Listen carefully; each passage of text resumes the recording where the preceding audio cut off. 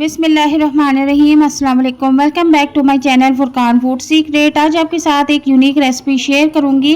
बहुत ही इजी है। यहाँ पर मैंने 4 स्लाइस ब्रेड के ले लिए हैं और तकरीबन आधा कप इसमें पानी ऐड कर देंगे। ज़्यादा पानी ऐड नहीं करना, बस इतना करना है कि ये थोड़ी सी नरम हो जाए, ठीक है।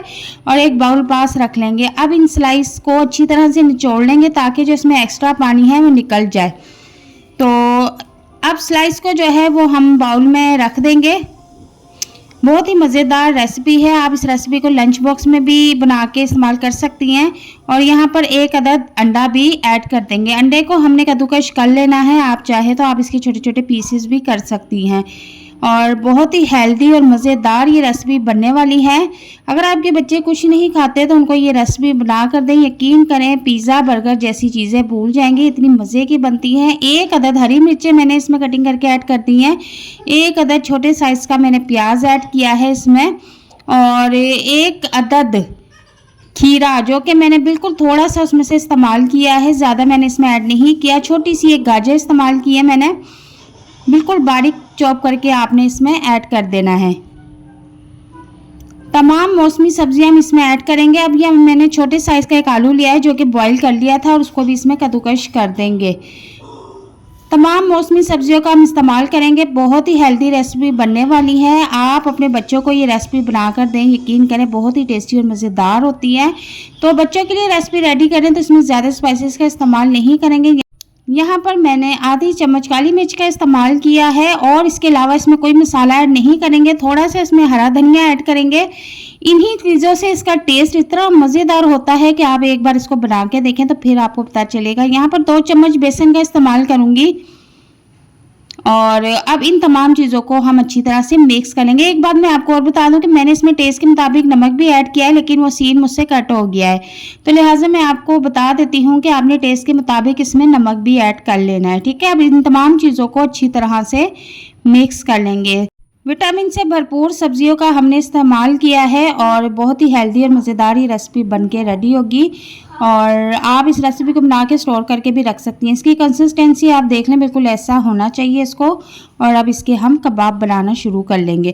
कबाब आप चाहे तो अपनी जिस तरह से जिस साइज़ के भी बनाना चाहती हैं आप उस हिसाब से बना लें। तो मैंने इनको राउंड शेप में बनाया है और बहुत ही ईजीली बनके तैयार हो जाते हैं। इसी साइज़ से इसी हिसाब से हम जो है सारे कबाब रेडी करके रख लेंगे। और आप ये रेसिपी बना के तो इकट्ठे स्टोर करके भी रख सकती हैं ताकि आपके बच्चे जब स्कूल से आएँ तो आप इसको निकाल के ओवन में या तवे पर भी गर्म करके उन्हें दे सकती हैं ये। और शाम की चाय के साथ भी इस रेसिपी को एंजॉय कर सकती हैं और बच्चों को लंच बॉक्स में भी बना के दे सकती हैं। अगर आपके बच्चे लंच बॉक्स भरा हुआ वापस ले आते हैं तो यकीन करें इस रेसिपी के बाद कभी भी आपके बच्चों का लंच बॉक्स भरा हुआ नहीं आएगा। बहुत ही मज़ेदार होती है कि आपके बच्चे पिज़्ज़ा बर्गर भूल जाएंगे, शवारमा भी भूल जाएंगे और यही बार बार फरमाइश पर बनवाएंगे। तो यहाँ पर तवा हम गरम कर लेंगे और इसके ऊपर एक एक कबाब रखकर फ्राई करना शुरू कर देंगे।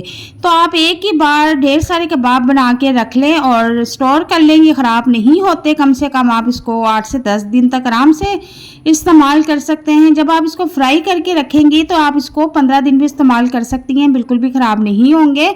और अब हम इसको बिल्कुल लो फ्लेम पे फ्राई कर रहे हैं और जो मतलब ब्राउन हो चुके हैं, गोल्डन फ्राई हो चुके हैं, उनको हम साइड में करते जाएंगे ताकि एक ही चक्कर में काफ़ी सारे कबाब फ्राई हो जाएं। तो यहाँ पर मैं अब जो फ्राई हो रहे हैं उनको साइड पे करती जाऊंगी ताकि उनका अच्छा सा गोल्डन कलर आ जाए। और यहाँ पर एक कबाब और रख दूंगी।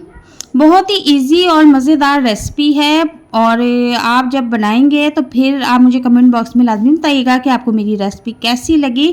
और इसमें तमाम विटामिन से भरपूर चीज़ें हमने इस्तेमाल की हैं। बच्चों के लिए, बड़ों के लिए बहुत ही ज़बरदस्त सेहतमंद ये रेसिपी है। आप इसको बना के बच्चों को, फैमिली को और दोस्तों के साथ लाजमी शेयर करें और मुझे कमेंट बॉक्स में लाजमी बताएं और कि आपको मेरी ये रेसिपी कैसी लगी है। और अगर चैनल पर नए हैं तो काइंडली मेरे चैनल को भी सब्सक्राइब कर दें और बेल आइकन को भी प्रेस कर दें ताकि मेरी आने वाली हर वीडियो सबसे पहले आपके पास पहुंचे।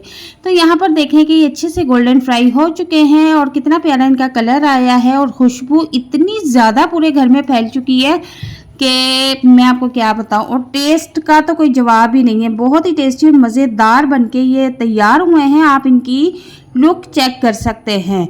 और साथ मैंने इसके रायता भी रेडी किया है। आप इसको केचप के साथ भी खा सकते हैं, मेयोनीज के साथ भी इसको खा सकते हैं, रायते के साथ भी खा सकते हैं। और अब मैं इसे किसी बॉक्स में स्टोर करके रख लूँगी। ठीक है, नीचे हम एक कागज़ या टिश्यू पेपर ज़रूर बिछाएंगे ताकि इसमें नमी ना हो। और इस तरह से हम इसको सेट करके सारे कबाब को इसमें रख देंगे। ठीक है, मुझे जब ज़रूरत होगी तो मैं 2 या 1 या 3 कबाब निकाल के ओवन में गर्म करके इसको खा सकती हूँ। उम्मीद करती हूँ कि आज की मेरी रेसिपी आपको बहुत पसंद आएगी। मिलते हैं नेक्स्ट वीडियो में एक नई और मज़ेदार रेसिपी के साथ। तब तक के लिए इजाज़त चाहती हूँ। अपना बहुत सारा ख्याल रखना। अल्लाह हाफिज़।